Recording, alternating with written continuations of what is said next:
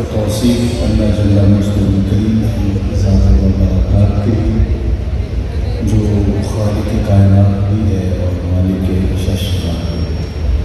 اللہ جل وعلا کی حمد و ثنا کے بعد رسول رحمت شفیع معظم نبی محتشم ختم المرتبہ صلی اللہ علیہ وآلہ وسلم کے حضور ناظر میں اپنی عقیدتوں، ارادتوں اور محبتوں کا خراج پیش کرنے کے بعد واجب احترام ذیل احتشام عالی مرتبہ ہمارے شہر شاہ مصطفیٰ سامعین حاضرین، جیسا کہ آپ سب کو علم ہے کہ آج کی منعقدہ تقریب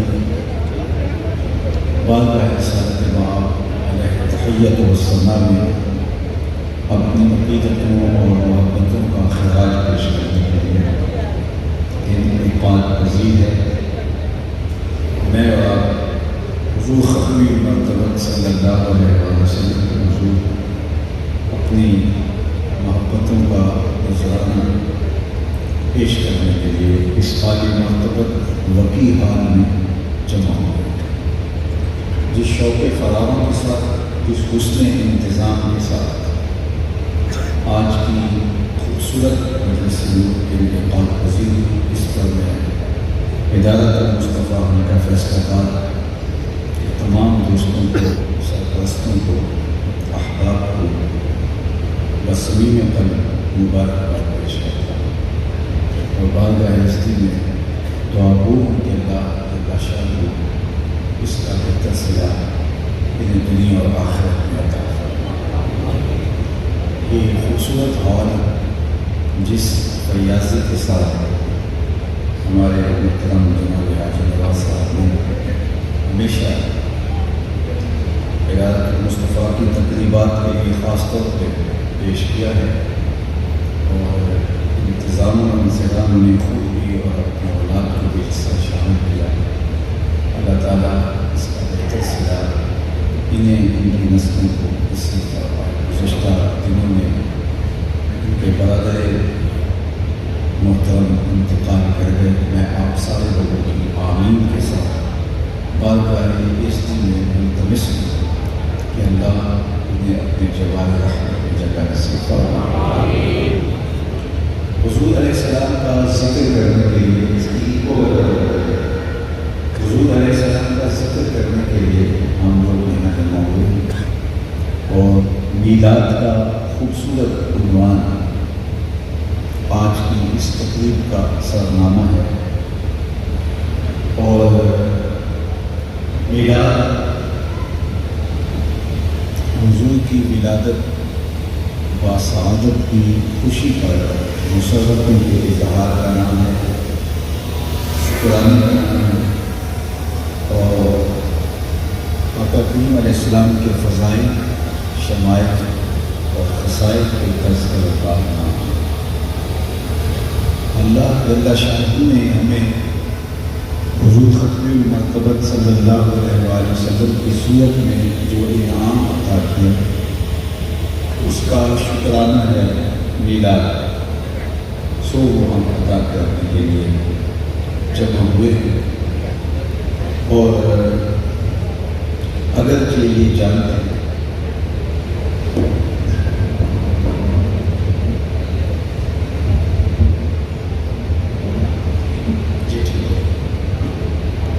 اگرچہ ہم جانتے ہیں کہ حضور کے میلاد کا، حضور کی ولادت کا، حضور کی صورت میں انعام خداوندی کا شکریہ حقیقت میں ادا نہیں ہو سکتا۔ میں اپنے آقا سے یہ کہا کرتا ہوں کہ ہمارے بدن پہ اتنے بال نہیں ہیں جتنے رسول اللہ کے احسانات ہیں۔ ہمارا بال قدر رسالت میں جڑا ہوا ہے۔ ایک شب کا محفل میلاد کیا، ساری زندگی حضور کے ذکر کا چراغاں کرتے رہے، ان کے نام کے جھنڈے اٹھا کے ان کے تذکروں کی خوشبو بانٹتے رہیں، پھر بھی حضور کی صورت میں انعام خداوندی کا شکریہ ادا نہ ہو پائے۔ خدا شناسی تو بڑی دور کی بات ہے، ہم خود شناس نہیں تھے، ہمیں اپنے آپ کی بھی خبر نہیں تھی۔ حضور آئے تو ہمیں پتہ چلا کہ ہم کون ہیں۔ خود سے ملاقات بھی ان کی دہلیز پہ آ کے ہوتی ہے، اور اگر ان کا در نصیب نہ ہوتا تو ہم آج بھی اندھیروں میں بٹ گئے ہوتے، آج بھی ہم ظلمتوں میں ٹھوکریں کھا رہے ہوتے، در بدری کا عذاب سہ رہے ہوتے اگر ہمیں ان کی چوکھٹ نصیب نہ ہوتی۔ مجھے بتاؤ، انسان اشرف المخلوقات ہونے کے باوجود وَلَقَدْ كَرَّمْنَا بنی آدمہ کا تاج اس کے سر پہ ہے، لیکن یہ مٹی کے بنے مادوں، پتھر کے بنے اصنام، لکڑی کے بنے اوثان اور مختلف دھاتوں کے بنے ہوئے بتوں کے چرنوں میں اپنی پیشانی کا تقدس پامال نہیں کرتا تھا،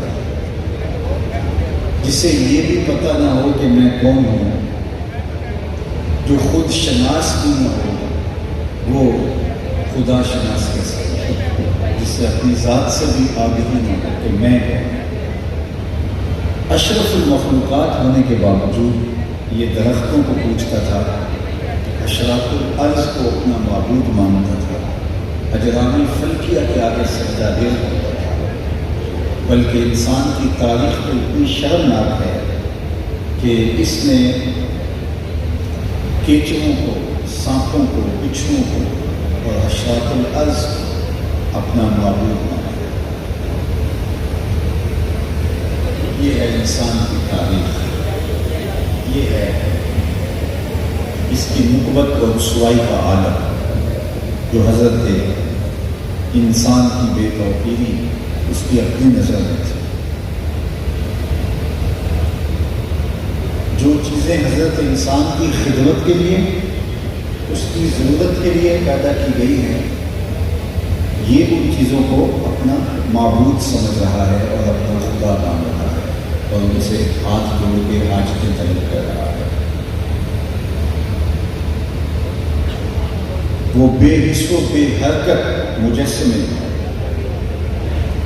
جو اپنے نفع نقصان کے مالک نہیں ہیں، ان کو اپنا خدا بنا۔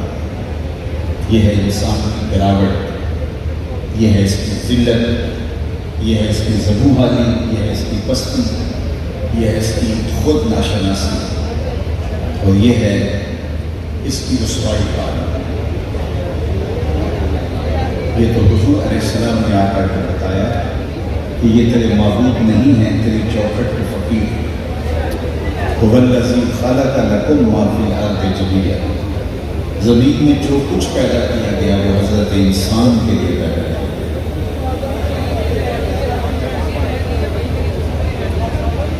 میرا خیال آگے گنجائش موجود ہے، لیکن مسئلہ اگر تلاش ہے کہ آپ اٹھا سکتے ہیں پیچھے بیٹھ سکتے ہیں، احباب کو جہاں جگہ ملے وہ رک جائے، تاکہ یہ بڑا محسوس سا وقت ہوتا ہے، اور اس تھوڑے وقت کے اندر جو ہے وہ ہم زیادہ سے زیادہ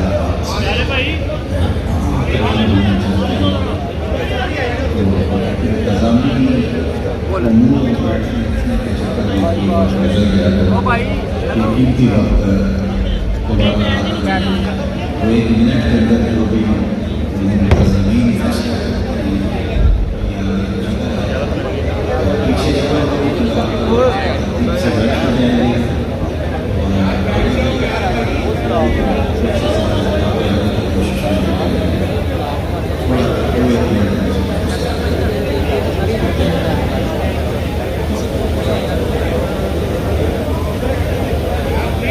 بیٹھ جاؤ، میزبانی ہے، بیٹھ جاؤ، پلیز بیٹھ جاؤ، جو ساری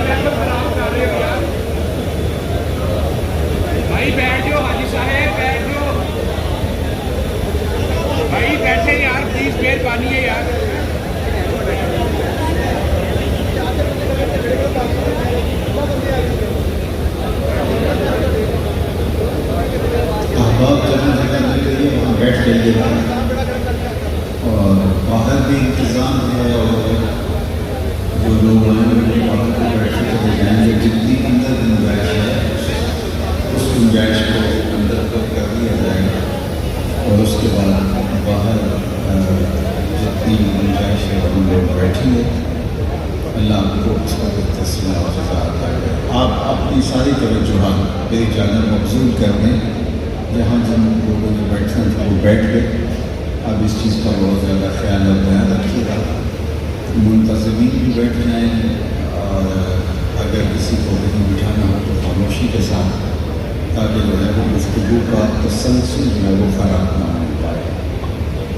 چونکہ ہمارے میں نے دیکھا ہے کہ کچھ خطیب ایسے ہوتے ہیں کہ وہ شور و غل میں بھی اپنی گفتگو کے تسلسل کو جاری رکھ لیتے ہیں, اور یہ بڑی ہمت ہوتی ہے میں سمجھتا ہوں. لیکن میرا مزاج تھوڑا سا ہٹ کے ہے. وہ جو اقبال نے کہا تھا کہ نظارے کے لیے جو بشر نشاں بھی بار ہے, نرگس کی آنکھ سے تجھے دیکھا کرے. اقبال کہتے ہیں کبھی آنکھوں کا چپکنا بھی طبیعتوں پہ بوجھ بن جاتا ہے. تو اس لیے مکمل انہماک, اور یہ میں آپ کو بتاؤں کہ یہ حضور کے ذکر کا تقاضا بھی ہے.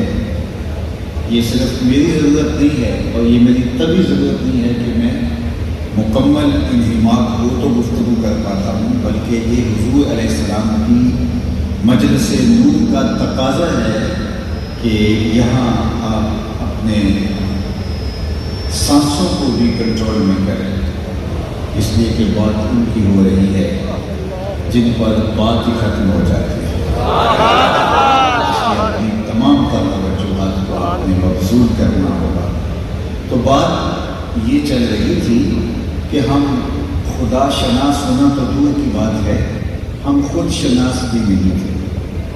اور اس سے بڑھ کر کیا کوئی شخص گراوٹ میں مبتلا ہو سکتا ہے جس کو یہ بھی پتہ نہ ہو کہ میں کون, جس کو خود سے آشنائی بھی نہ ہو, اس کے پلے ہوتا کیا ہے.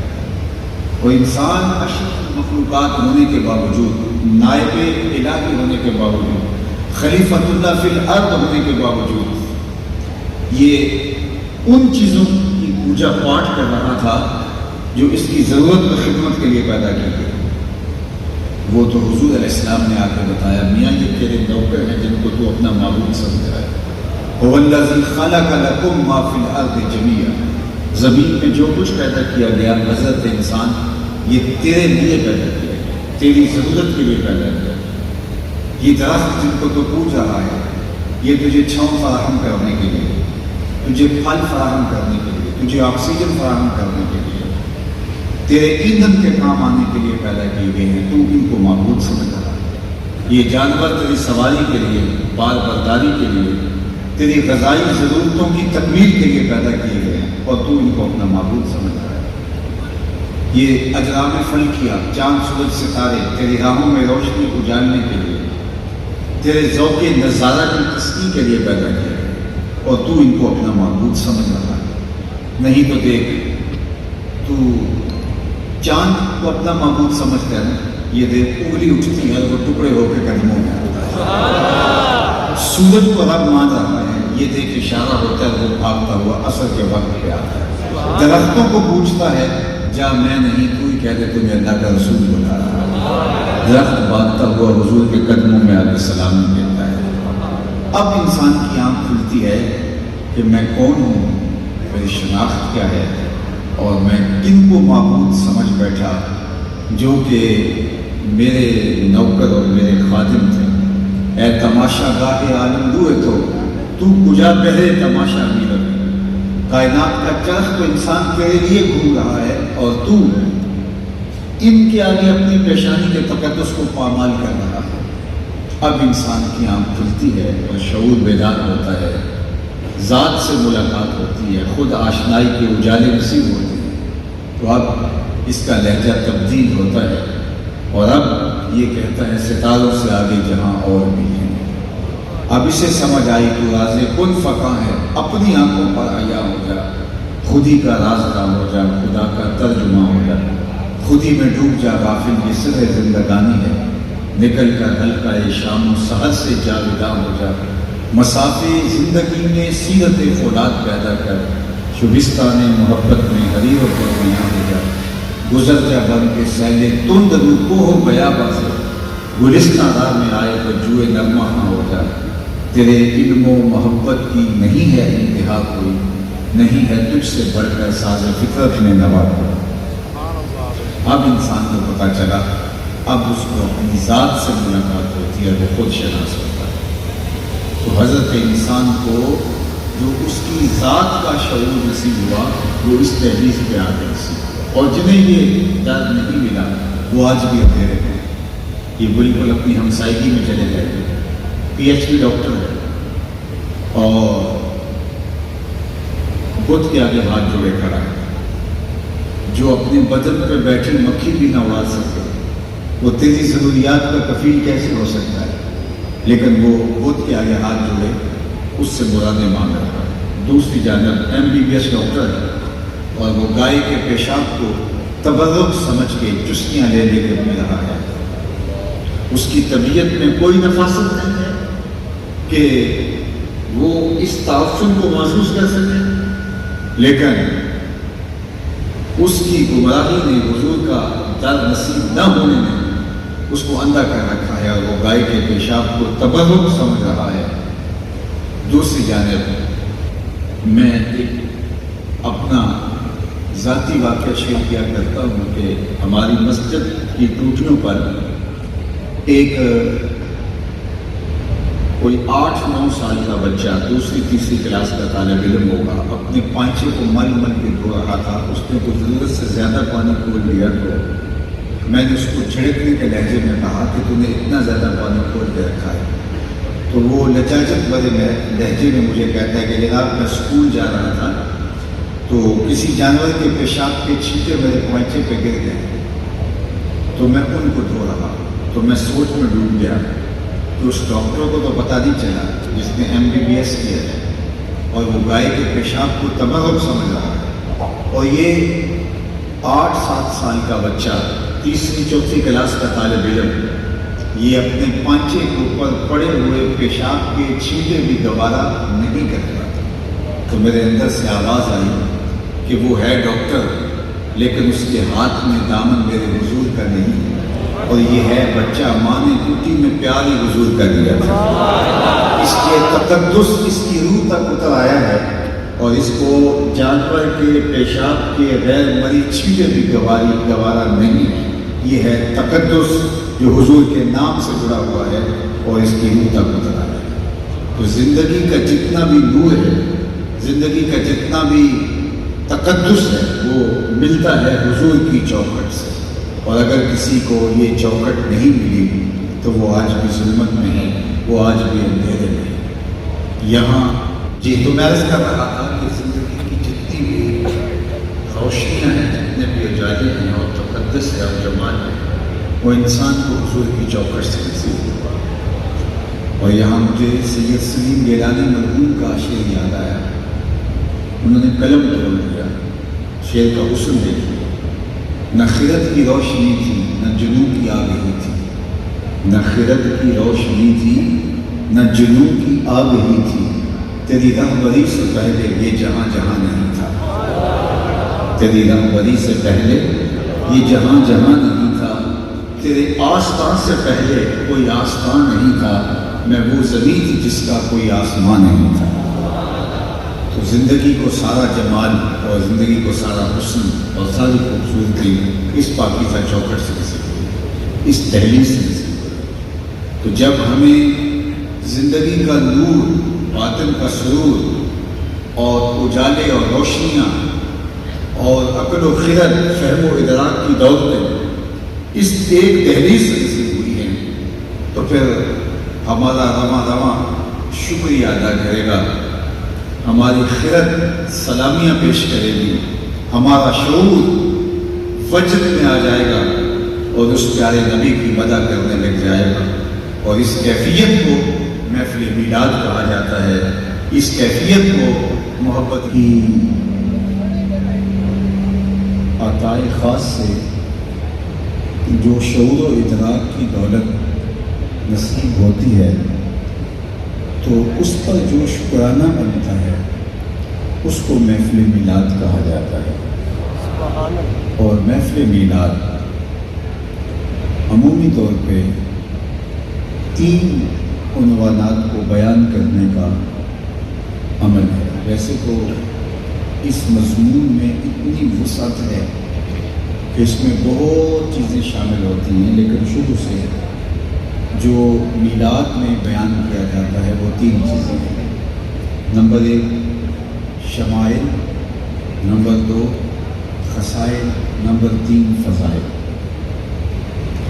اللہ کے محبوب علیہ السلام کے شمائل بیان کیے جاتے ہیں، یعنی حضور علیہ السلام کی صورت بیان کی جاتی ہے، حضور کے حسن کا بیان۔ یہ میلاد النبی صلی اللہ علیہ وآلہ وسلم کا عنوان، میرا خیال یہ آواز ہے اس پر ٹھیک ہے، اس کو نہیں ہے۔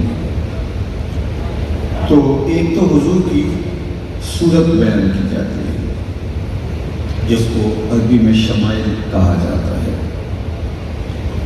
اور دوسرا حضور علیہ السلام کے خصائل بیان کیے جاتے ہیں، یعنی حضور علیہ السلام کی سیرت بیان کی جاتی ہے، اور تیسرا میلاد میں حضور علیہ السلام کے فضائل و مناقب بیان کیے جاتے ہیں۔ اور ان 3 چیزوں کو بیان کرنے کا نام کسی مجلس میں میلاد یا محفل میلاد یا عربی میں مولود کے لفظ سے موسوم کیا جاتا ہے۔ اور یہ کوئی ایسا عمل نہیں ہے کہ جس کی اصل موجود نہ ہو۔ صحابہ نے ان تینوں عنوانات کو بیان کیا اور انہوں نے اس کو سننا اپنے لیے باعث عزت اور باعث راحت جانا۔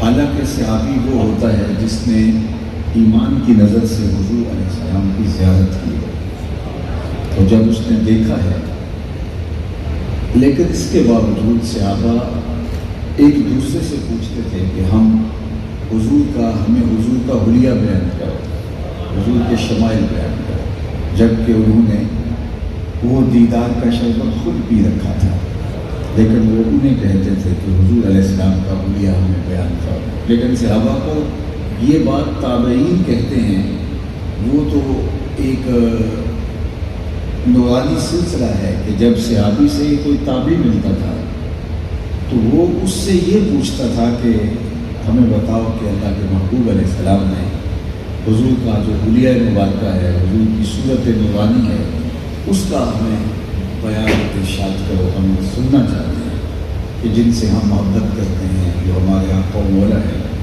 ان کی مبارک صورت کیسی ہے۔ اس پر میں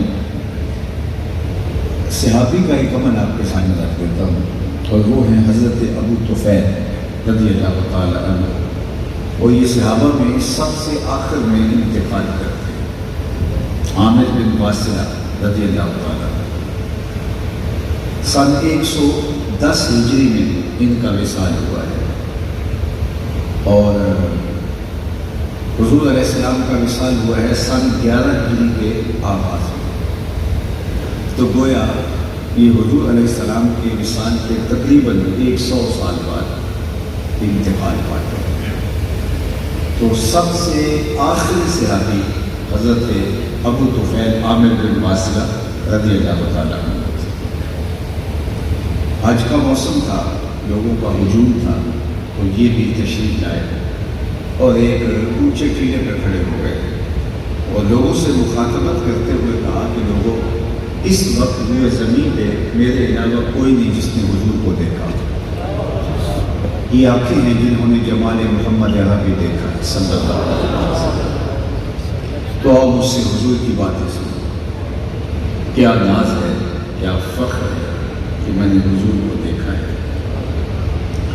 استاد ابراہیم ذوق نے اپنے شاگردوں سے کہا تھا، یہ آواز ٹھیک ہے، اس کو آگے پیچھے کریں، اپنے شاگردوں سے کہا تھا، آنے والی صدیاں تم پہ ناز کریں گی اے لوگوں، تم نے ذوق کو دیکھا، تم نے ذوق سے باتیں کی ہیں۔ کہا زمانہ تم پہ فخر کرے گا کہ تم نے استاد ابراہیم ذوق کو دیکھا ہے۔ اقبال ایک موقع پہ کہتے ہیں کہ نسیم تشنا ہی نہیں، اقبال کچھ اس پہ نازا، فخر ہم کو بھی ہے شاگردی داغ سخن داغا۔ تو کوئی کسی کو دیکھ چکا ہو تو وہ اس پہ ناز کرتا ہے کہ میں نے فلاں کو دیکھا ہے، میں نے فلاں کو دیکھا ہے۔ تو مجھے یہ بتائیے، آپ کے شہر کے لوگ اس بات پہ ناز کرتے ہیں کہ ہم نے مقدس اعظم پاکستان کی زیارت کی ہے. ہم نے دیکھا ہے وہ بجا طور پہ ناز کرنے کا حق رکھتے ہیں. تو جنہوں نے ایک عاشق رسول کو دیکھا تو ان کی آنکھیں اس بات پہ اپنے لیے اعزاز اور فخر کا تقاضا کریں اور کہیں کہ ہمیں یہ ناز ہے کہ ہم نے حضور کے اس عاشق صادق کو دیکھا ہے. تو جس نے کسی شخص کو دیکھا ہو وہ ناز کرے، اور جس کی آنکھوں نے جمال محمد مصطفیٰ کو دیکھا ہو تو وہ اپنے مقدر پہ کتنا ناز کرے گا. تو حضرت ابو طفیل صحابی ہے، اس وقت دنیا سے صحابی ایک ایک کر کے رخصت ہو چکے اور یہ آخری صحابی ہیں جو زمین پہ. تو حج کے موسم میں حاجیوں کے پاس آ کے کہتے ہیں مجھے ترگے پہ ٹیلے پہ کھڑے ہو کے لوگوں صرف میں رہ گیا ہوں جس نے حضور کو دیکھا ہے، اور کوئی پوچھنا ہے تو پوچھ لو، پھر تمہیں کوئی صحابی نہیں ملے گا. تو لوگوں کا ہجوم ان کے گرد جمع ہو گیا.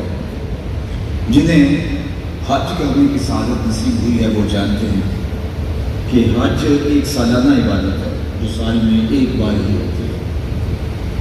تو حج عمومی طور پہ زندگی میں لوگ ایک بار ہی کرتے ہیں. اللہ کچھ خوش نصیب لوگوں کو بار بار بھی یہ سعادت عطا کرتا ہے. تو حج کے موقع پہ ہم نے دیکھا ہے کہ کوئی عالمانہ وضاحت کا شخص مل جائے تو لوگ اس کو حج کے مسائل پوچھتے دکھائی دیتے ہیں، کیونکہ اکثر لوگ پہلی بار گئے ہوتے ہیں. لیکن اگر کوئی ہر سال بھی جاتا ہو تو جس طرح عید کے موقع پہ عید کا طریقہ بتانا ہی پڑتا ہے تو حج کا طریقہ بھی ہر بار تازہ کرنا ہی پڑتا ہے.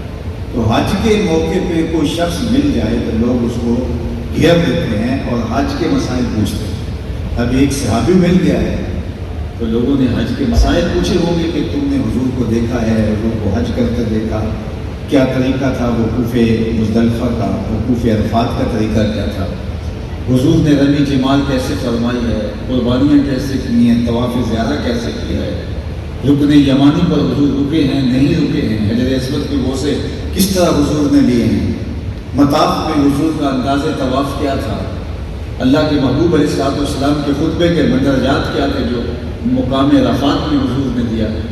صحابہ نے ایک چیز پوچھی ہوگی لیکن اس کا جواب نفی میں ہے. کسی نے بھی حج کے بارے میں کوئی مسئلہ نہیں پوچھا. جب حضرت ابو طفیل نے کہا نا لوگوں اس وقت حضور زمین پہ میرے علاوہ کوئی نہیں جس نے حضور کو دیکھا ہو، تو لوگ ہجوم کر کے ان کے گرد جمع ہو گئے اور کہا یار بیٹھ جائے بیٹا بیٹھ جائے، آپ بسرت نہ کریں، جو جس حالت میں اس کو جانا کریں. چونکہ وقت بہت قیمتی ہے، بڑی تیزی کے ساتھ وقت کام ہے، ایک لمحے کی قدر کرنی ہے اور ہمیں آگے بڑھنا ہے اور مختصر اپنی بات کو آگے لے کر کے جانا ہے. تو حضرت ابو طفیل رضی اللہ تعالیٰ عنہ سے کہا، کسی نے یہ مسئلہ نہیں پوچھا کہ حضور نے حج کیا کیسے کیا اور طریق کیا ہے. تاریخ کے ورق اٹھائیے، لوگ ان کے گرد دیوانہ وار جمع ہو گئے جس طرح پروانہ چراغ کے گرد جمع ہوتا ہے. تو کہا کہ صرف لنا رسول اللہ صلی اللہ علیہ وآلہ وسلم، آپ نے حضور کو دیکھا ہے تو ہمیں بتائیے حضور کی زلفیں کیسے تھیں، حضور کا چہرہ کیسا تھا، حضور کی مبارک آنکھیں کیسی تھی، ہمیں حضور کا حلیہ بیان کیا. حضرت ابو طفیل نے 3 لفظوں میں حضور کا حلیہ بیان کیا اور وہ 3 لفظ آپ یاد بھی کر سکتے ہیں. اور یہ میرا محبوب موضوع ہے، حسن محمد کا قصیدہ پڑھنا صلی اللہ علیہ وسلم.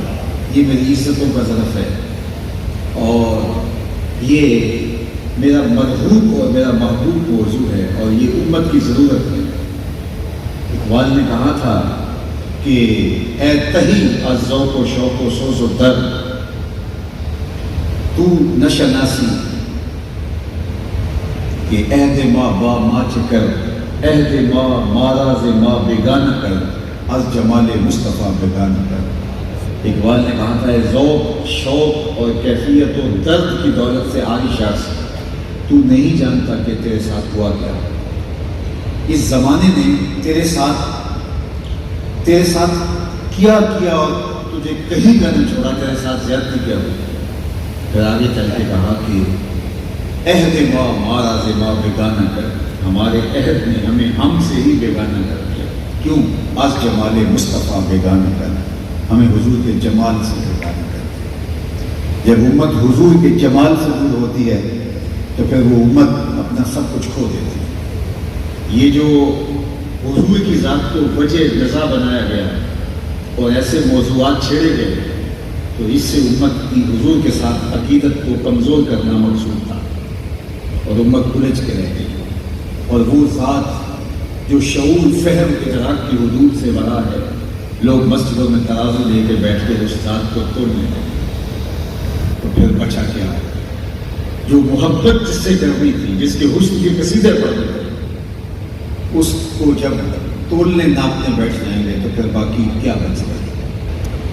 تو میں کہا کرتا ہوں ڈٹھے برق قرآن دے پھول سارے، تیری شان جیا نہیں کوئی اور ڈٹھا، تیری شان دا کرے مقابلہ جڑا ان عاشقاں اصلی چور ڈٹھا۔ کوئی نور آکھے کوئی بشر آکھے، پیندا رات دنے یہ شور ڈٹھا، اللہ والے گل مکا دیتی کسا ہو ڈٹھا سا ہو ڈٹھا۔ تم نے حلیمہ کی بکریوں کے پیچھے پیچھے دیکھا ہے، سدرہ پر جبریل کے آگے آگے دیکھا، عہد ماں مارا زما بیگانہ کر، از جمال مصطفیٰ بیگانہ کر۔ اقبال نے کہا کہ ہمارے ساتھ جو زیادتی ہوئی وہ یہ تھی کہ ہمارے عہد نے ہمیں ہم سے ہی دور کر دیا۔ وہ کس طرح کہ ہمیں حضور کے جمال سے، حضور علیہ السلام کے حسن سے دور کر دیا۔ جب ہم حسن محمد صلی اللہ علیہ وسلم سے دور ہو گئے تو ہمارے ہاتھ سے دین سرک گیا، رسمیں رہ گئی، لیکن دین حقیقت اور حقیقت دین کی وہ ہم سے روٹ گئی۔ تو اس لیے آئیے ہم اس قصیدے کو چھیڑتے ہیں۔ تو حضرت ابو طفیل رضی اللہ تعالیٰ عنہ نے 3 لفظوں میں حضور علیہ السلام کا حلیہ بیان کیا۔ وہ 3 لفظ آپ یاد کر سکتے ہیں۔ میں نے کتب میں پڑھا ہے کہ جو شخص یہ چاہے کہ لوگ اس سے محبت کریں تو وہ حضور کے حسن کا قصیدہ پڑھے، لوگ اس کو ٹوٹ کے چاہیں گے، وہ محبوب خلائق ہو جائے گا، اللہ کی مخلوق اس کو محبت کرنے لگ جائے گا۔ اب طویل قصیدہ حضور کے حسن کا جو اصحاب نے کہا، معبد نے کہا، سید علی المرتضیٰ نے کہا اور حضرت سلمہ نے کہا، برا بن عازب نے کہا اور باقی لوگوں نے کہا، وہ تو ہم یاد نہیں کر پائیں گے، لیکن یہ 3 لفظ ہم میں سے ہر کوئی یاد کر سکتا ہے اگر وہ عزم مصمم کر دے کہ میں نے ان کو یاد کرنا ہے، عربی متن کے ساتھ یاد ہو سکتا ہے۔ تو حضرت ابو طفیل کو صحابہ نے، تابعین نے کہا ہے کہ اچھا آپ نے حضور علیہ السلام کو دیکھا ہے؟ میں نے کہا جی، میں تو آنکھیں حضور کی دیدار سے، میری آنکھیں جو ہے وہ حضور کے دیدار کا شربت پیتی رہی، میں تو جی بھر کے دیکھا ہے۔ تو انہوں نے کہا صرف لنا رسول اللہ، پھر ہم نے حضور کا حلیہ بیان کیا۔ حضرت ابو طفیل نے 3 لفظ میں حضور کا حلیہ بیان کیا، سنیے۔ کان رسول اللہ صلی اللہ علیہ وآلہ وسلم ابیض ملیحا مقصر۔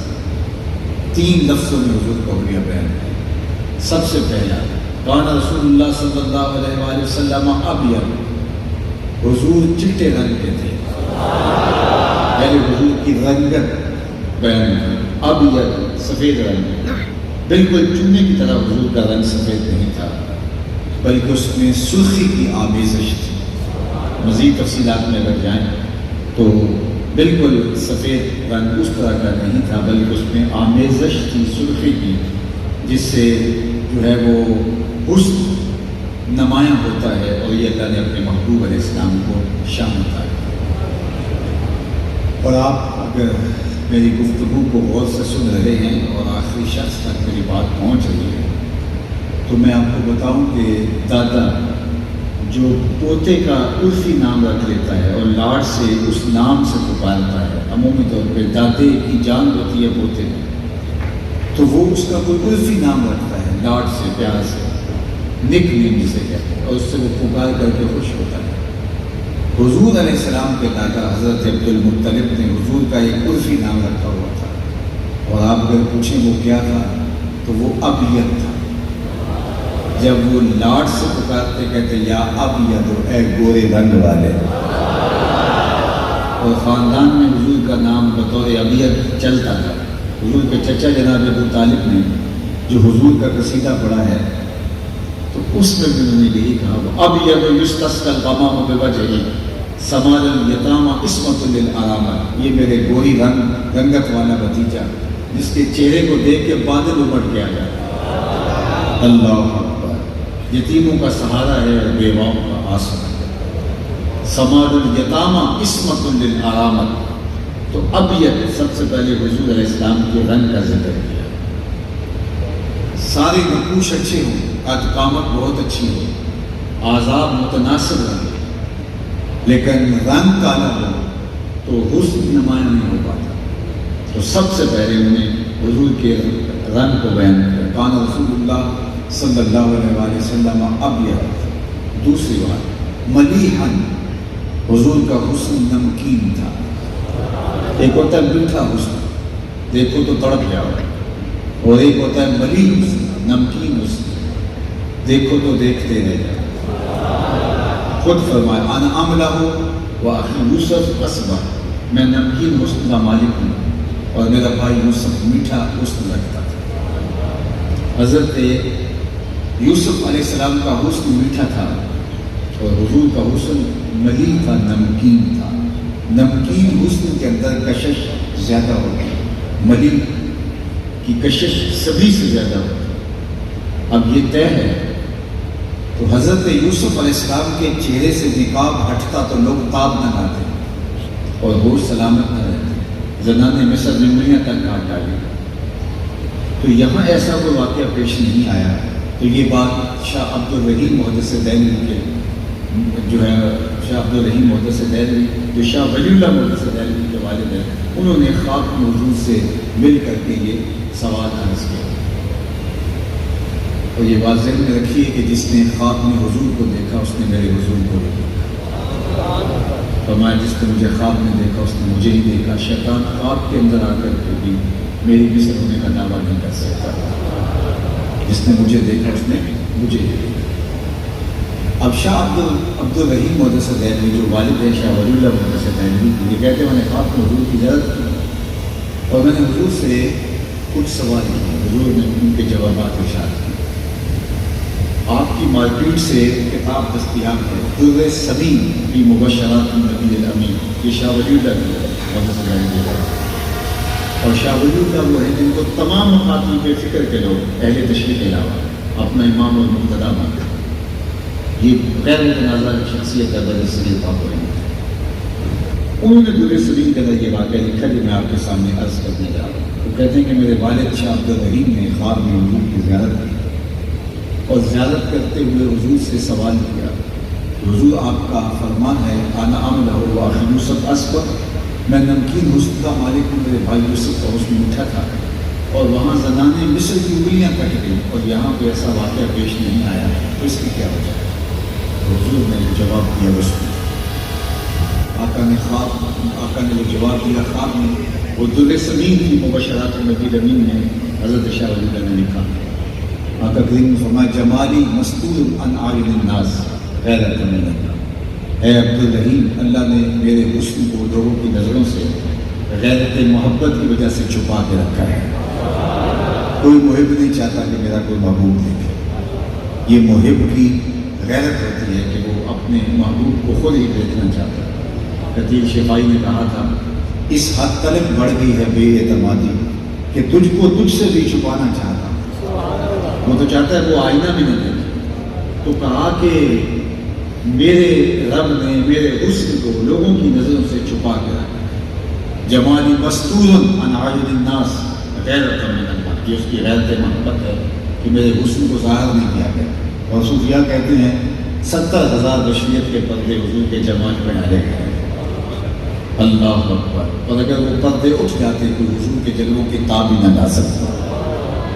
یہی بہتر ہے کہ وہ پردے میں روپوش رہے، وہ اگر پردہ اٹھا دے تو کسے ہوش رہے، کون تاب لا سکتا؟ اور مولانا حسن رضا نے کہا علیہ رحمہ نے، وہ اگر جلوہ کریں کون تماشائی ہو، وہ اگر جلوہ کریں کون تماشائی ہو، اگر وہ رخ سے نقاب ہٹا دے اور حقیقت محمدیہ بھول جائے تو کون ہے کہ جو ان جلووں کی تاب لا سکے؟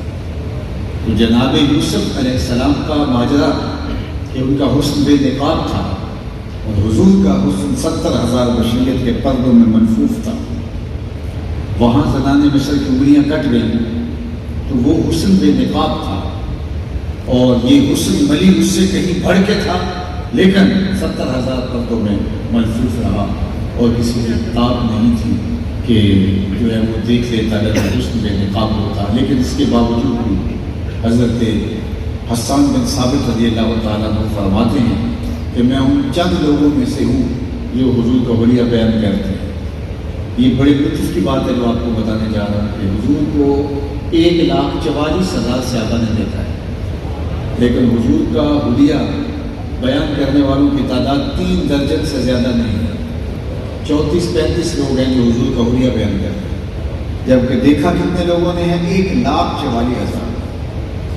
تو وہ ایک دوسرے سے پوچھا کرتے تھے بتاؤ حضور کیسے تھے؟ کہا تم نے نہیں دیکھا، کہا دیکھ کر کے بھی نہیں دیکھا۔ حضرت حسان بن ثابت کہتے ہیں کہ جو میں حضور کا ولیہ بیان کرتا ہوں میرے پاس دیکھنے کا ایک طریقہ آ گیا تھا۔ فلما نظرت الى ادبارہ فوضعت کفی علی عینی خوفا من ذہاب بصری، میں اپنی آنکھوں پر انگلیاں رکھ کے انگلیوں کی اوٹ سے حضور کا چہرہ دیکھتا تھا کہ حضور کے جلووں کی تابش سے میری آنکھوں کی بینائی نہ جاتی رہے۔ یہ چھپے ہوئے حسن کا عالم، یہ چھپے ہوئے حسن کا عالم۔ اور اگر یہ حسن بے نقاب ہوتا تو پھر کون اس کے جلووں کی تاب لا سکتا؟ انا املا ہو، میں نمکین حسن والا ہوں۔ واخی یوسف اصبح، اور میرے بھائی یوسف کا حسن سبھی تھا۔ اللہ اکبر۔ اور وہ سبھی حسن کی طاقت یہ ہے کہ زنان مصر خواب نہ لا سکتا۔ انہوں نے کہا غلام پہ دل آئے گئی، جب یہ شہرت پھیل گئی کہ زلیخا دل دے بیٹھی تو لائی تو خرید کے تھے، تو کہا غلام پہ دل آ بیٹھی۔ تو اب زلیخا نے سوچا کہ اب میں ان کو دلائل دیتی پھروں گی تو کتنی دیر تک دلائل دوں گی تو نہیں مانیں گے۔ اقبال علیہ الرحمٰن نے کہا تھا نا کہ تیرا علاج نظر کے سوا کچھ اور نہیں، حیرت کے پاس خبر کے سوا کچھ اور نہیں، تیرا علاج نظر کے سوا کچھ اور نہیں۔ اس نے عالی مرتبت خاندانوں کی بیگمات کو اپنے گھر میں بلایا، دعوت کی، ہاتھوں میں ناشپاتیاں دیں اور چوڑیاں دیں اور ان کو کھانے کے لیے کہا، اور ادھر جا کے جناب یوسف سے کہا وقال تخرج علیہن، 2 لمحوں کے لیے آ جائے، میری محبت کی لاج لے۔ اور جناب یوسف رخ سے نقاب سرخا کر کے جب گزرے تو جنہوں نے ناشپاتیاں کاٹ دی تھی وفور شوق میں انہوں نے اپنی انگلیاں کاٹی۔ اللہ اکبر۔ اور کیا کہا وَقُلْنَا حَاشَ لِلَّهِ مَا هَٰذَا بَشَرٌ إِنْ هَٰذَا إِلَّا مَلَكٌ كَرِيمٌ، یہ کوئی بشر نہیں، یہ تو کوئی مقرر فرشتہ نہیں۔ جب تک دیکھا نہیں تھا تو کہتی تھی غلام ہے، دیکھ لیا تو بولی امام۔ اللہ اکبر۔ یہ سارے جھگڑے اس لیے ہیں کہ لوگوں نے دیکھا نہیں، جو دیکھ لیتے ہیں وہ جھگڑے نہیں کرتے، وہ جانے والے، یہ جھگڑے وہ کرتے ہیں جنہوں نے دیکھا نہیں۔ یہ والد شاہ نے کیا خوب کہا تھا، جنہ ویکھیا نہیں ہو کر نہ گلنا، جنہ ویکھیا نہیں ہو کر نہ گلنا، جنہ ویکھیا ہو تے بول دے نہیں، جڑے محرم راز حقیقت دے اور راز حقیقت کھول دے۔ اس لیے یہ جھگڑے ہیں اس لیے کہ لوگوں نے میرے حضور کو دیکھا نہیں، جنہوں نے دیکھ لیا انہوں نے جانے مار دی۔ اللہ اکبر۔ تو کہا کان رسول اللہ صلی اللہ علیہ وآلہ وسلم ابیض ملیحا، ان کا حسن ملی تھا۔ حضرت ابو ہریرہ بولتے ہیں کل قمر لیلۃ البدر لم ارا قبلہ ولا بعدہ مثلہ، کیا پوچھتے ہو، 14ویں رات کے چمکتے ہوئے چاند کی طرح حضور کا چہرہ تھا۔ اور پھر بولے نہیں نہیں نہیں، یہ تو تمہیں بیان کرنے کے لیے بتایا ہے، حضور جیسا نہ پہلے دیکھا نہ کبھی بعد میں دیکھا۔ اور حضرت حسان بن ثابت کہتے ہیں کہ دیکھتے کیسے، کسی ماں نے جنم دیا ہوتا تو دیکھتے، خدا نے وہ سچا ہی پن چھڑیا جی محمد نے ڈالیا، حسینہ جمیلہ کا منہ موڑ دیتا محمد بنا کے قلم، ایسا پیکر تراشا کہ دنیا دیکھتی ہی رہے۔ اللہ اکبر۔ ایسا نورانی پیکر تراشا، ایسا حسین پیکر تراشا کہ زمانے نے جو ایسا نہ پہلے دیکھا نہ بعد میں دیکھا۔ اللہ اکبر۔ لکھاں آئے لوگ زمانے تے محبوب خدا کیا کوئی نہیں، لکھاں سونے بن بن بیندے نے او دی خاک پا جا کوئی نہیں۔ اللہ نے جو جمال دیا، جو خوبصورتی دی، جو حسن دیا، جو چہرے کے اوپر چمک دھمک عطا کی، اللہ اکبر، وہ حضور کی شان ہے۔ حضرت ام المومنین سیدہ عائشہ رضی اللہ تعالیٰ عنہا چرخہ کاٹ رہی تھی اور حضور اپنے گھر کا کام آج خود اپنے ہاتھوں سے کر لیتے تھے۔ تو حضور کسی کام میں لگے تھے کہ حضور کی مبارک پیشانی پر پسینے کے قطرے نمودار ہوئے، اور جب حضور کے رخ نور پر پسینے کے قطرے نمودار ہوئے تو یہ چرخہ کاٹتے کاٹتے رک گئے. تو جب آواز ختم ہوئی یہ ایسی کھوئی نہ حضور کے چہرہ نور پر دیکھتے دیکھتے یہ چرخہ رک گیا. حضور علیہ السلام اپنے دھیان میں کام کر رہے تھے تو جب دیکھا چرخے کی آواز بند ہو گئی تو حضور نے دیکھا تو عائشہ رک کے ٹک ٹک کی بات کی حضور کے چہرے کو دیکھا. تو حضور نے کہا عائشہ کیا ہوا؟ حضرت ام المومنین نے کہا حضور آج اگر ابو کبیر الحزنی ہوتا تو اسے اپنے شعر کا مصداق آپ کا چہرہ دکھائی دیتا جس پہ اس نے اپنے محبوب کے رخساروں پر جو ہے وہ شبنمی قطروں کا ذکر کیا ہے. تو یہ حضور علیہ السلام کی مبارک پیشانی اور حضور علیہ السلام کا رخ نور. بلکہ حضور بھی جانتے تھے کہ عائشہ حسن شناس ہے اور آقا کریم علیہ السلام سے جس طرح ام المومنین پیار کرتے تھے.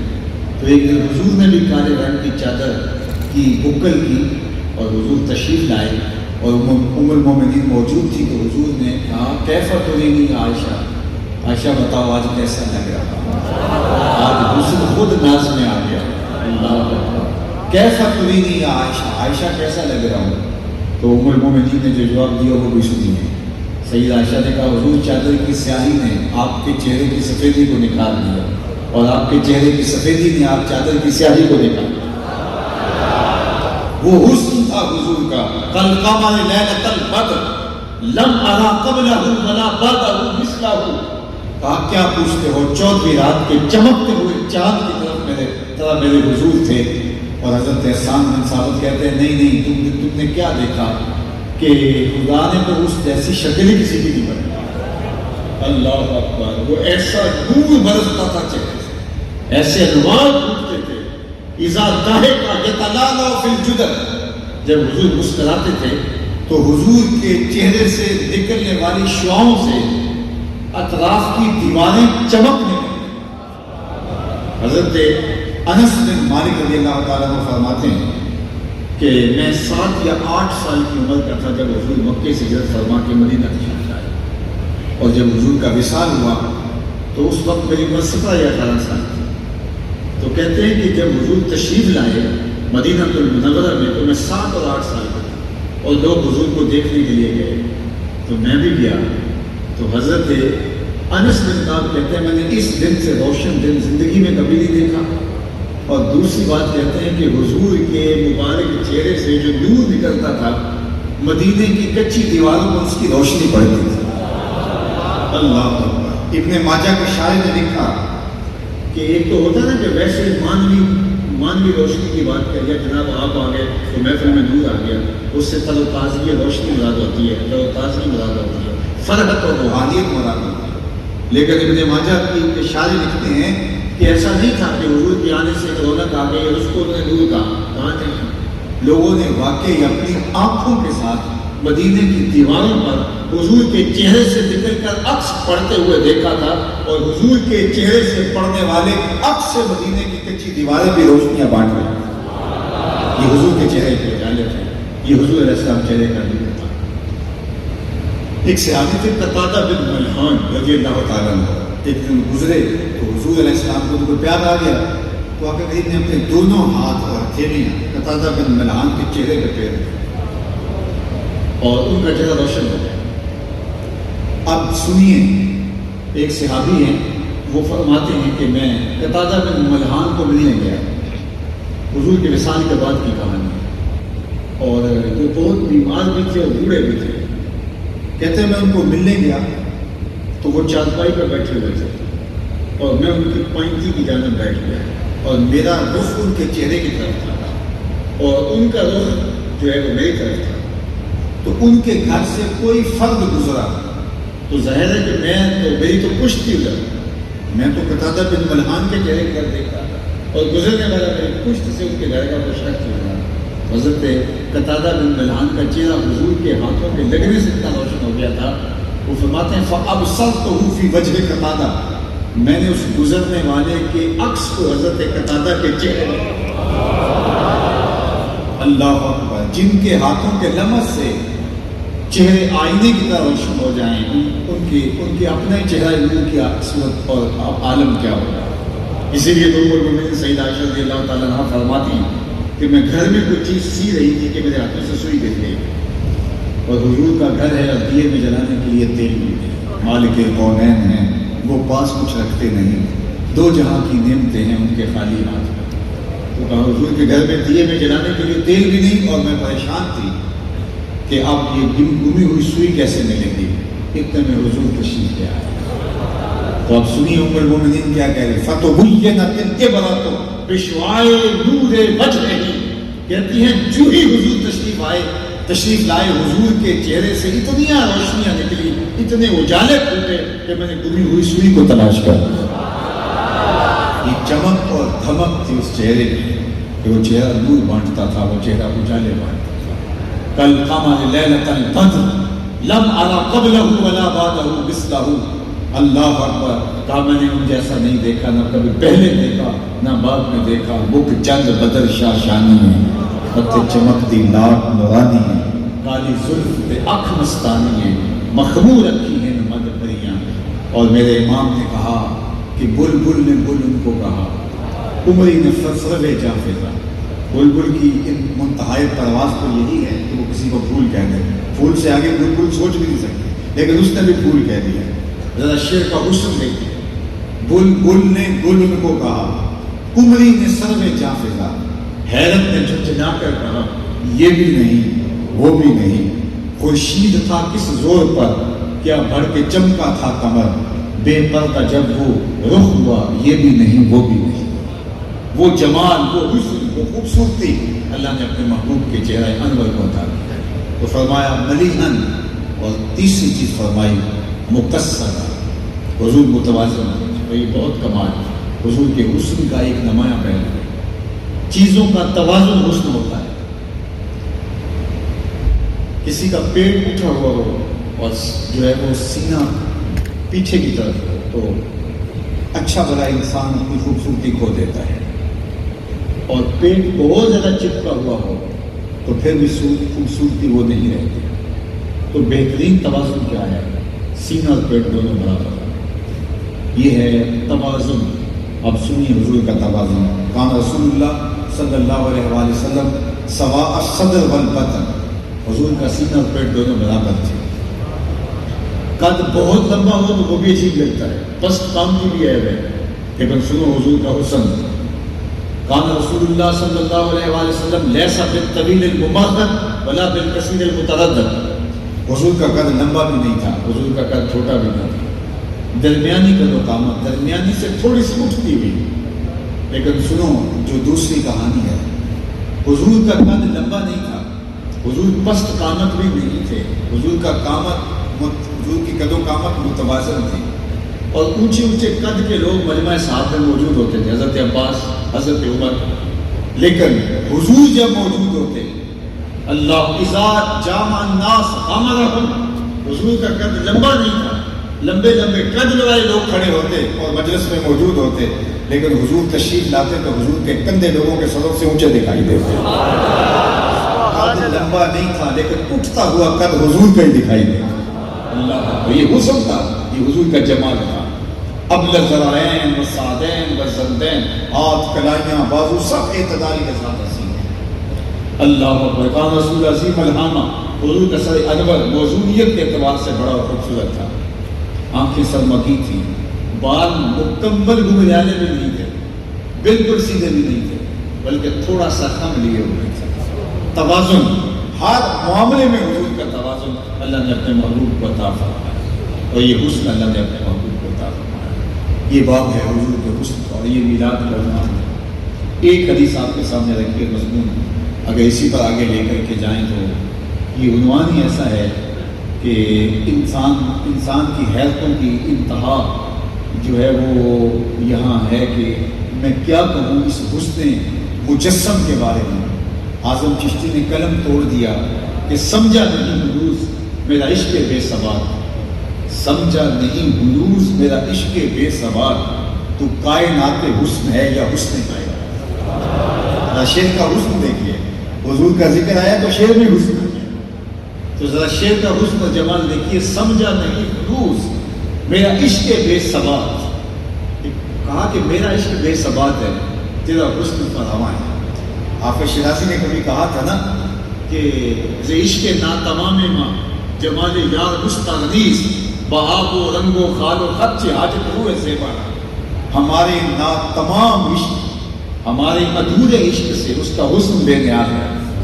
ہمارے عشق پورے ہیں، ہمارے عشق پورے نہیں ہیں، ناتمام عشق اور اس کا حسن مکمل۔ تو پھر جو نامکمل عشق ہے وہ حسن مکمل کی تصویر کھینچ کیسے سکتا؟ کوئی ایسی دور بھی نہیں جاتی ہوئی جس جو اس کو احاطے میں لے آئے، کوئی ایسا کیمرہ ایجاد نہیں ہوا جو اس حسن کو جو ہے وہ کیپچر کر سکے۔ اس لیے کہ ہمارے کیمرے نامکمل ہیں، وہ حسن فراواں ہے، اس چکا چوند کو ہمارے تخیل کے کیمرے کبھی بھی جو ہے عکس بند نہیں کر سکتے۔ اب سنیے حافظ شیرازی کے لفظ، ز عشق ناتمام ماں جمال یار مستغنیس، اس کا جمال حبیب اور اس کی تابانیاں اور اس کی تابشیں وہ ہمارے پورے عشق کے بس کی کا روگ نہیں ہے۔ اللہ اکبر، بآب و خال و خط کے حاجت ہوئے زیبارہ۔ جو سونے ہوتے ہیں ان کو کنگھیوں کی ضرورت نہیں ہوتی، ان کو میک اپ کی ضرورت نہیں ہوتی، ان کو کسی کی تعریف کی ضرورت نہیں ہوتی، تو ان کا حسن فراواں ہے، ہمارا عشق ناتمام ہے۔ لیکن سادی دو قدم آگے بڑھ کے ایک بات کر گیا، اللہ اس کی قبر پہ کروڑوں رحمتوں کا نزول کرے۔ سادی کہتا ہے نہ حسن شکایت دارت نہ سادی را سخن پایا۔ کسی نے تو بے بسی کا اظہار کر دیا، میرا عشق ناتمام ہے لہٰذا میں آگے بڑھ نہیں سکتا، میں یہیں سے واپس آ رہا ہوں۔ لیکن سادی نے کہا کہ میں واپس تو نہیں آؤں گا، لیکن عشق میرا ناتمام ہے۔ اب ذرا اگر آپ کی توجہ ہو، آپ کا ذوق میرے ذوق کے ساتھ جو ہے وہ کوئی جڑ رہا ہو تو اس شعر کا لطف لے لیجیے۔ وہ کہتے ہیں نہ حسن شکایت دارت نہ سادی را سخن پایا، نہ حسن شکایت دارت نہ سادی را سخن پایا، بمیرت تشنہ مستس کی بدریا ہم چنا پایا۔ یہ جس کو بیماری ہو جائے استسقا کی، تو جتنا مرضی اس کو پانی پلا دیں تو وہ شراب نہیں ہوتا۔ تو یہ بیماری ہے کہ استسقا جو کسی کو لگ جائے تو وہ پانی پیتا ہے اور سیراب نہیں ہوتا، جتنا بھی پلائیں وہ بار بار پانی مانگتا ہے لیکن اس کی پیاس نہیں بجھتی۔ تو ایسے مریض کو کہتے ہیں مستسقی، جس کو استسقاء کا مرض لگ گیا ہے۔ اب شعر کا مزاج سمجھیے، شعر کا مفہوم سمجھیے، نہ حسن شکایت دارت نہ سادی را سخن پائے۔ سادی کہتے ہیں اس کے حسن کی انتہا نہیں، لیکن سادی بھی کب تھکنے والا ہے، نہ اس کے حسن کی انتہا اور نہ سادی کا کلام جو ہے اس کی کوئی انتہا۔ تو پھر ہوا کیا؟ کہا بمیرت تشنہ مستسقی بدریا ہم چنا باقی۔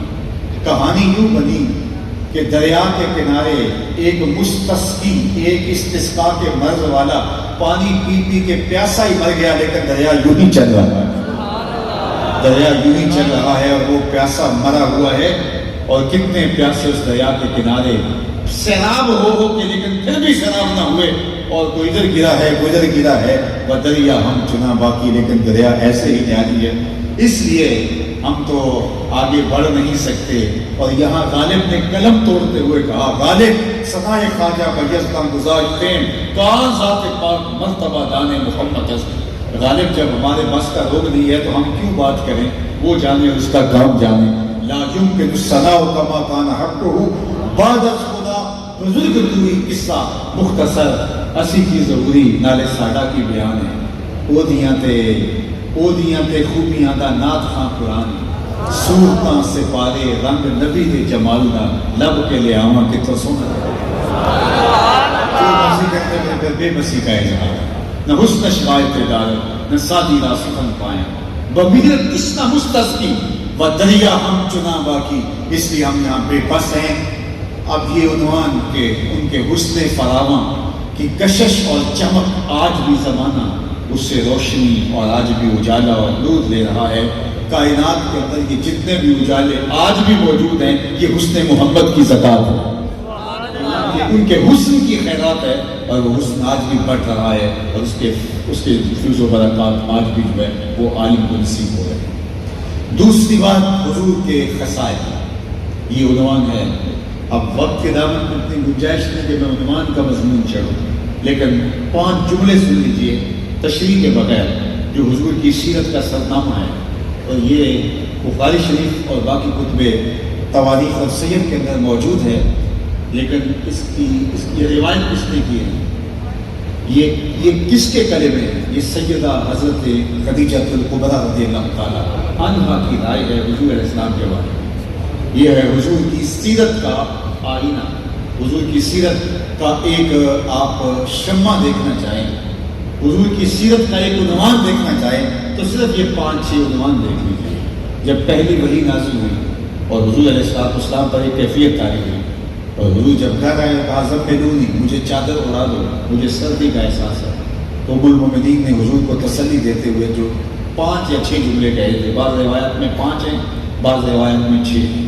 وہ جملے کیا تھے؟ انہوں نے کہا کلا واللہ لا یخزیک اللہ ابدا، اللہ کی قسم آپ کا رب آپ کو کبھی بھی بے آبرو نہیں ہونے دے گا، آپ کا رب آپ کو کبھی بھی بے آبرو نہیں ہونے دے گا۔ کیوں؟ آپ سن لیجئے، یہ حضور کی سیرت کے 5 نمایاں پہلو ہیں، اور یہ ہم سنیں بھی، میں اس کی تشریح میں نہیں جانے کا وقت چونکہ سمٹ گیا، لیکن میں چاہوں گا کہ سنتے سنتے میں اور آپ اپنا جائزہ دیں کہ کیا ہم نے اپنے نبی کی محبت میں اپنے اندر یہ 5 وصف پیدا کر دیے ہیں؟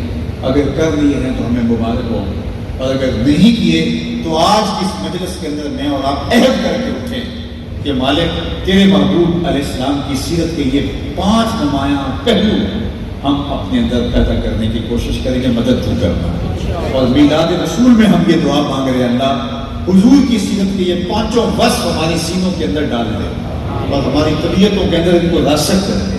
تو انہوں نے کہا کلا واللہ لا یخزیک اللہ ابدا، آپ کا رب آپ کو کبھی بھی پریشان نہیں ہونے دے گا، بے آبرو نہیں ہونے دے گا۔ کیوں؟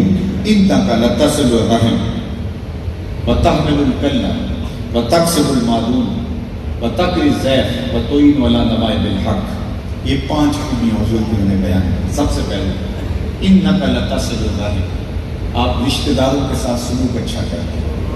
یہ حضور کی سیرت کا نمایاں پہلو جو ام المومنین نے حضور کے سامنے بیان کیا وہ یہ تھا، انک لتصل الرحم، آپ صلہ رحمی کرتے ہیں، رشتہ داروں کے ساتھ آپ کا سلوک بہت اچھا ہے۔ دوسری بات وَتَحْمِلُ الْكَلَّةَ، جس کا کوئی بوجھ اٹھانے والا ہے اس کا بوجھ آپ اٹھاتے ہیں۔ تیسری بات وَتَقْسِبُ الْمَعْدُومَ، جس کا کوئی کمائی کرنے والا نہیں ہے اس کی ضرورت کو آپ پورا کرتے ہیں۔ وَتَقْرِي الضَّيْفَ، اور آپ مہمان نواز ہیں۔ اور 5ویں چیز وَتُعِينُ عَلَى نَوَائِبِ الْحَقِّ، اللہ کے راستے میں کوئی مشکل میں پھنس جائے تو آپ اس کے ساتھ کھڑے ہوتے دکھائی دیں۔ یہ 5 وصف میں دیکھوں کہ میرے اندر آپ کے اندر اگر موجود ہیں تو ہمیں مبارک ہے، اور اگر نہیں ہے تو ہمیں یہ اوصاف حمیدہ، یہ حضور کی شخصیت کے نمایاں پہلو، اور ایک امتی کو اپنی تعلیم، اپنے نبی کے اخلاق کا عکس اپنے اندر پیدا کرنا چاہیے۔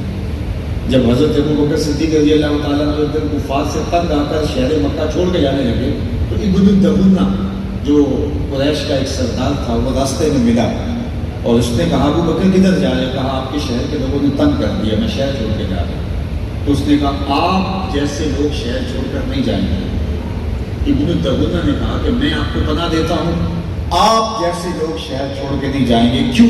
انک لتصل الرحم، آپ صلہ رحمی کرتے ہیں، وتحمل الکلہ، اور لوگوں کا بوجھ اٹھاتے ہیں، وتکسب المعدوم، اور جس کا کوئی بوجھ اٹھانے والا نہیں، جس کا کوئی کمانے والا نہیں، اس کے لیے کمائی کرتے ہیں، وتقری الضیف وتعین علی نوائب الحق۔ حضرت ابوبکر صدیق کو ابن الدغنہ نے کہا کہ تمہارے اندر یہ وصف ہے، اور جس شخص کے اندر ایسے وصف ہیں اس کو شہر نہیں چھوڑ کے جانا چاہیے ورنہ شہر اجڑ جائیں گے۔ تو جو وصف میرے حضور کے تھے، ابن الدغنہ نے کہا کہ وہ وصف ابو بکر میں ہے، تو ابو بکر تو شہر چھوڑ کے نہیں جائے گا، تم مکے میں رہو گے۔ اب یہ تھا حضور علیہ السلام کی محبت کا عکس ہے۔ میں اور آپ ہم کہتے ہیں ہم حضور علیہ السلام کے عاشق ہیں، لیکن یہ صرف ہم زبان اور ہونٹوں سے کہتے ہیں، یہاں سے لفظ نکلتے ہیں فضا میں بکھر جاتے ہیں، ہماری کردار کے ساتھ کوئی جڑ کے دیکھے تو ہم کچھ اور ہوتے ہیں، کردار حضور کا کچھ اور ہے۔ تو اگر ہم واقعی عاشق رسول ہیں تو یہ 5 وصف ہمارے اندر ہیں، اور باقی بھی اوصاف جو حضور کے ہیں ان کا عکس ہمارے اندر پائے تھے۔ کم از کم یہ وصف ہماری زندگی کا نظم ہے، ایک عاشق رسول کا نصاب ہے۔ اور سیدنا صدیق اکبر رضی اللہ تعالیٰ عنہ کو ابن الدغنہ کہتا ہے آپ کے اندر یہ 5 چیزیں، آپ کیسے جا سکتے ہیں شہر چھوڑ کر؟ تو میں اور آپ دیکھوں کہ ہم اگر دعویٰ محبت کرتے ہیں، محبت کا دعویٰ اپنی جگہ پہ، لیکن اس کے تقاضے کیا ہیں؟ اللہ کے محبوب اسلام نے دیکھا کہ حضور وضو کر رہے ہیں اور وضو کا پانی صحابہ زمین پہ نہیں گرنے دیں، تو اگر ایک میں ماں حملکم علی ھذا، تمہیں اس بات پر کس نے ابھارا ہے کہ میرے وضو کے پانی کو زمین پر نہیں گرنے دے رہے جبکہ میں نے اس کا تمہیں حکم نہیں دیا؟ انہوں نے کہا حکم اللہ و رسول، اللہ اس کے رسول کی محبت۔ وضو کا پانی سے آپ اپنے ہاتھوں پہ لیتے، منہ پہ مل لیتے، اور جس کو وہ پانی نہیں ملتا وہ گیلے ہاتھوں سے ہاتھ لے کر کے منہ پہ مل لیتے۔ حضور نے حکم تو نہیں دیا تھا لیکن محبت اس کا تقاضا کرتے ہیں، اور صحابہ وضو کا پانی زمین پر نہیں گرنے دیا۔ اللہ اکبر، صحابہ کی روایت۔ حضور علیہ السلام نے کہا کہ تمہیں اس بات پہ کس نے ابھارا؟ انہوں نے کہا حکم اللہ و رسول، اللہ اس کے رسول کی محبت نہیں۔ تو اللہ کے محبوب نے جو ارشاد فرمایا وہ سن لیجیے۔ حضور نے فرمایا کہ جو چاہتا ہے اللہ اس کا رسول اس سے محبت کرے، اور وہ اللہ اس کے رسول سے محبت کرے تو اس کو 3 کام کرنے چاہیے۔ ایک تو جب بھی بولے سچ بولے، اور دوسرا اپنے ہمسایوں کے ساتھ سلوک اچھا کرے، اور تیسرا جب اس کے پاس امانت رکھی جائے تو اس میں خیانت نہ کرے۔ یعنی تمہارا وہ عمل کہ تم میرے وضو کے پانی کو زمین پر گرنے نہیں دیتے، تمہارا یہ عمل بہت اچھا ہے، لیکن یہ نہیں کہ اس عمل پر ہی تمہارا فوکس رہے اور تم ہمسایوں کے حقوق پامال کر بیٹھو۔ تمہارا فوکس اس عمل پہ رہے کہ میرے پانی کو زمین پر نہیں گرنے دیتے، لیکن تمہاری زبان سے جھوٹ نکل جائے۔ تو کہا یہ تمہارا عمل، اس پہ حضور نے نفی نہیں کی، لیکن کہا کہ تم یہ اس لیے کر رہے ہو نا کہ اللہ کے رسول کی محبت اور اللہ کی محبت، تو کہا اگر یہ تم چاہتے تمہیں یہ 3 کام بھی کرنا پڑے گا۔ تو جھنڈیاں لگاؤ، میں اس کا انکار نہیں کرتا، چراغاں کرو، میں اس کا انکار نہیں کرتا، آپ اپنی گلیوں کو سجاؤ، آراستہ کرو، یہ تمہیں اجازت ہے، لیکن کبھی ہمسایوں کے حقوق پامال نہ ہونے دیں۔ بلکہ میں ایک بات کہوں، شاید میرے کچھ ہم مسلک مجھ سے ناراض بھی ہو جائیں، لیکن میں آپ کو کہوں کہ اگر اس بات آپ چراغاں نہیں کر سکتے اور آپ کے محلے کے اندر کچھ لوگوں کا میٹر اس لیے کٹ رہا ہے کہ وہ بل دینے کی اہلیت نہیں رکھتے، تو آپ چراغاں کرنے کی بجائے ان کا بل دے دیں تو اللہ کے رسول زیادہ خوش ہوتے ہیں۔ یہ تمہیں کرنا ہوگا، لوگوں کی ضرورتوں کا خیال۔ چراغاں بھی کریں اور بل بھی دیں تو بہت اچھی بات ہے، لیکن آپ کے اختیار میں اگر ایک چیز ہے تو آپ اگر یہ کر لیں تو حضور کی خوشنودی کا سبب ہو سکتا ہے۔ بلکہ میں نے تو ایک زمانے میں کہا تھا کہ جتنا جو ہے وہ چھت بنا کر کے مختلف گوٹے اور تاروں کی جتنے پیسے آپ گلی کے اوپر لگاتے ہو، تھوڑے سے پیسے اور ڈال کر کے اگر نیچے والی گلی پکی کر دو تو یہ تو صرف 10 دن کے لیے ہے اور وہ پوری عمر کے لیے ہے، تو میلاد والا رسول تم سے زیادہ خوش ہوگا۔